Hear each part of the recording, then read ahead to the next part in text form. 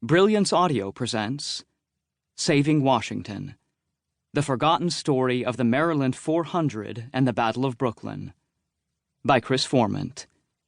Performed by Michael Crouch. She slapped her napkin down, hoping her firmness might finally draw his attention. "George," she snapped, "instead of all this fussing in your head, you should be counting your blessings.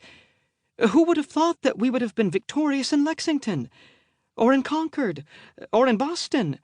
You have been repeatedly victorious against such overwhelming odds." At last he turned to her with an unconvincing smile.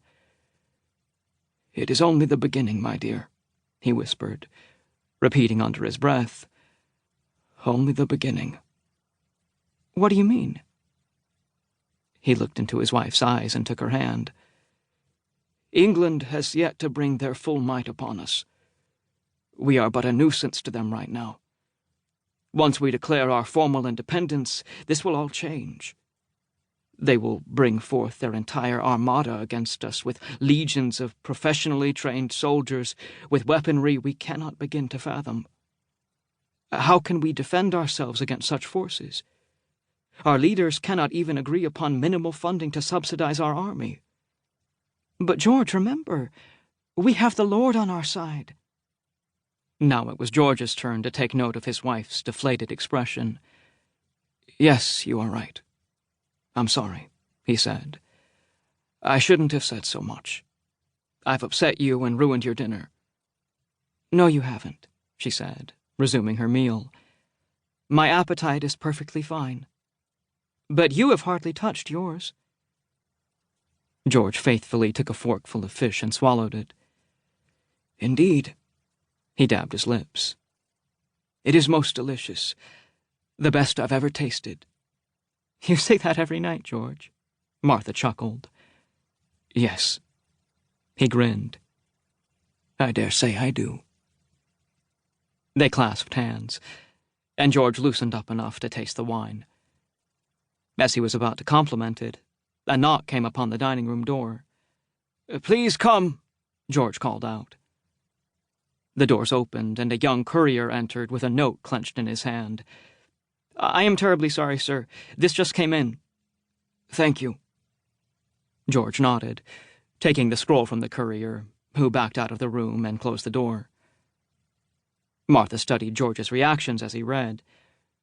She decided she would finish her wine in peace to be prepared for whatever news he had in store.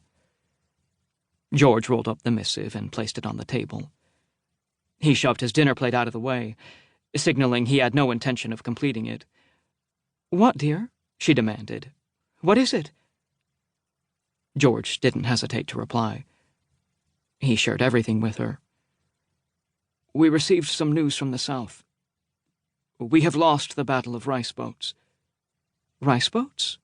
Whatever does that mean?"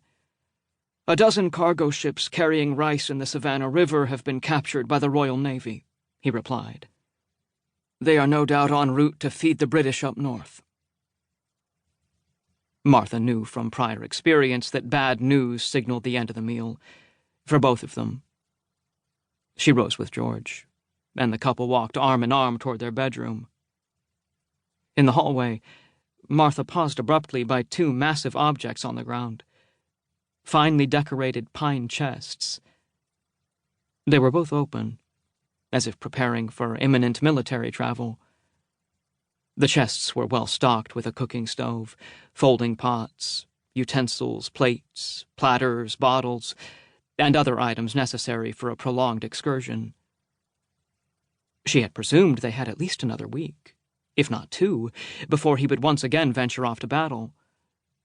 These chests meant not only that he would be leaving ahead of schedule, but that he would be gone for a greater duration than anticipated. Only one word could escape her lips. "George?" "I had them delivered today. I must be prepared for a prolonged engagement," he explained, before adding, "just in case the Lord hasn't yet fully committed to our cause."